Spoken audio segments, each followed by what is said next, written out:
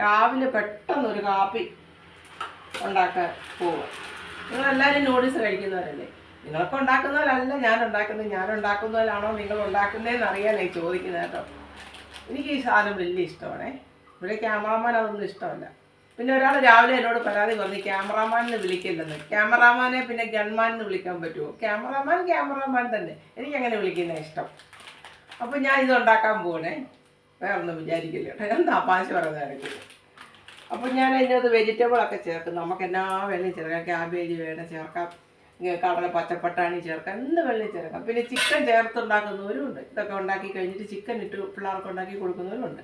ഞാനിപ്പോൾ ഒരു ശകലം ക്യാപ്സിക്കം, സവോള, ക്യാരറ്റ് ഇതെല്ലാം കൂടി ഇട്ടൊന്ന് വഴറ്റ് വേണേ. നെയ്ക്കകത്ത് വേണേൽ വഴറ്റാം. ഞാനിപ്പം എനിക്ക് കഴിക്കാനായത് നെയ്യൊന്നും ചേർത്തില്ല.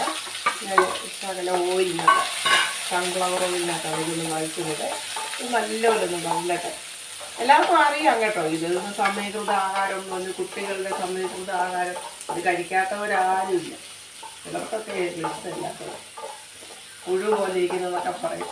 പക്ഷെ എന്താണെന്ന് എനിക്കിത് ഇഷ്ടമാണ്. പക്ഷേ ഇത് നമ്മൾ സ്വയമേ ഉണ്ടാക്കി കഴിക്കുന്നതാണ് നല്ലത്. ഇത് ഉണ്ടാക്കുന്ന കണ്ടാൽ നമ്മൾ ആരും കഴിക്കത്തില്ല.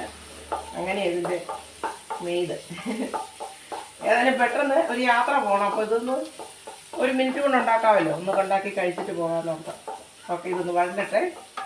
പിന്നെ ക്യാരറ്റും ക്യാപ്സിക്കം സവോള എല്ലാം കൂടെ നല്ലപോലെ വഴന്ന് കഴിഞ്ഞപ്പോൾ ഞാൻ ആ ന്യൂഡിൽസിനകത്തെ മസാല അങ്ങോട്ടിട്ടേ. ഇനി ഈ നൂഡിൽസ് അങ്ങോട്ട് ഒഴിച്ചിടുക. ഒരു ചായ പോലും തിളപ്പിക്കാൻ അറിയാൻ മേലാത്ത ആൾക്കാരുണ്ട്. ഈ കഴിഞ്ഞ ദിവസം എന്നെ ഒരു ആൻറ്റി വിളിച്ചിട്ട് പറഞ്ഞു ഈ തീയലെന്ന് പറഞ്ഞാൽ എന്തുവാ? ഞാൻ ചോദിച്ചു, ചേച്ചി ആൻറ്റി ഒരു 56 വയസ്സ് 57 വയസ്സുള്ളല്ലോ ആൻറ്റി ഇതുവരെ കുക്ക് ചെയ്തിട്ടില്ലേ? ആൻറ്റിക്ക് അറിയത്തില്ല തീയലെന്നൊക്കെ പറഞ്ഞ അവിയലെന്നൊക്കെ പറഞ്ഞില്ല. അല്ല, ഇങ്ങനെ വറുത്തരച്ച് വെക്കുന്നുണ്ട്, നല്ല സ്വാദുണ്ട്. ഇന്ന് വരെ പുള്ളിക്കാരത്തി കുക്ക് ചെയ്തിട്ടില്ലെന്ന് പറയുക. ഇതുവരെ കുക്ക് ചെയ്തിട്ടില്ല. പുള്ളിക്കാരി കാനഡയിലാണ്. ഇവിടെ ഒരു 5 വയസ്സ് വരെ ഇവിടെ ഉണ്ടായിരുന്നുള്ളത്. എനിക്ക് കാനഡയിൽ പോയതാണ് മാതാപിതാക്കളുടെ കൂടെ.